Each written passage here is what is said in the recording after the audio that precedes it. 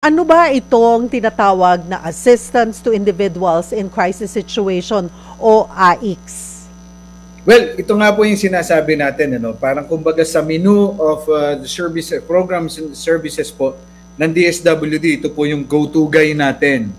After po kasi siguro nung 4 phase na we serve at least 4.4 million household, ito na po yung kasunod, ano po, kasi ito po yung readily available natin regardless of your socio-economic status. Pwede kang tulungan sa inyong pangangailangang medikal, edukasyonal, burial, funeral, transportation, assistance. Ano po, ito po yung mga pinagtutulong-tulungan po. Ang tawag po namin dito sa DSWD, ito po yung stopgap mechanism, ano po, na available para kabigyan ng outright cash kung itong kailangan mo or guarantee letter kung itong kinakailangan mo at ito'y pinapayagan ng iyong mga service provider.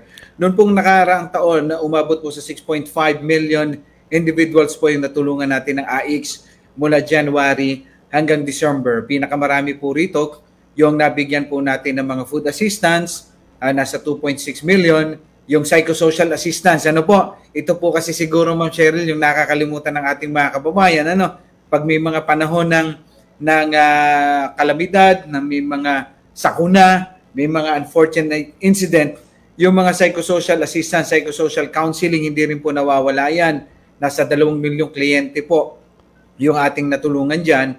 Yung medical assistance natin nasa 1.6 million, yung cash relief assistance natin nasa 1.3 million, habang yung educational assistance po natin, natulungan natin nasa 600,000 nating mga estudyante. Kabilang na po rito yung Tarabasa tutoring program natin. Ito yung reformatted natin na educational assistance. At syempre yung burial assistance natin nasa 215,000. Yung transportation assistance nasa 12,000 po na kliyente. Habang yung malasakit center referrals po natin, ito po yung nakaseparate dahil dun sa malasakit lo po natin, nasa 314,000 clients po yung atin pong natulungan. So ito nga po yung mga menu ng DSWD. Ito yung mga tulong na naipaabot po ng ating assistance to individuals in crisis situation. Yun, ASEC, sabi nyo nga po, nagbibigay ng tulong medikal, pampalibing, transportasyon, edukasyon, pagkain, at maging tulong pinansyal. Pero dun din po sa pangalan, dun sa AICS, yung C nga po dun ay crisis, in crisis situation. So kapag sinabing crisis, ano pong sitwasyon nito? Kasi hindi porket naman na, ay, kailangan ko tulong medical, pupunta na kagad ako. Para alam din ng mga tao na sino ba yung mga maaaprubahan at or pwedeng humingi ng tulong. Yes, opo. Salamat po, Cheryl. No? When we say in crisis situation, sila po yung mga kababayan nating biktima ng man-made or natural calamity. At kabilang na rin po dito yung unforeseen na medical sabihin na nating issue like yung nangyari sa COVID-19 po natin. So halimbawa po yung mga man-made, halimbawa po giyera, halimbawa po ay nagkaroon ng sagupaan sa kanilang lugar, yung mga natural disaster naman, yan po yung bagyo, landslide, lindol, ano po, na maaari pong magdulot ng matinding hamon doon sa ating mga kababayan para sila po yung masadlak sa krisis.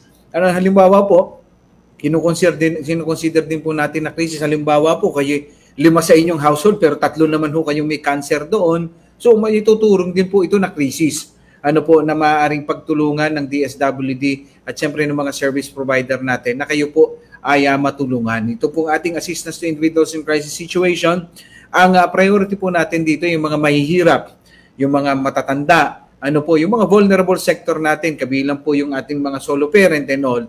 But then, regardless po ng inyong socio-economic status, maaari po kayong matulungan. Kung halimbawa nga po, kayo nga po ay nasa gated subdivision pa, pero matindi naman yung inyong pinagdadaan ng crisis, maaari po kayong tulungan.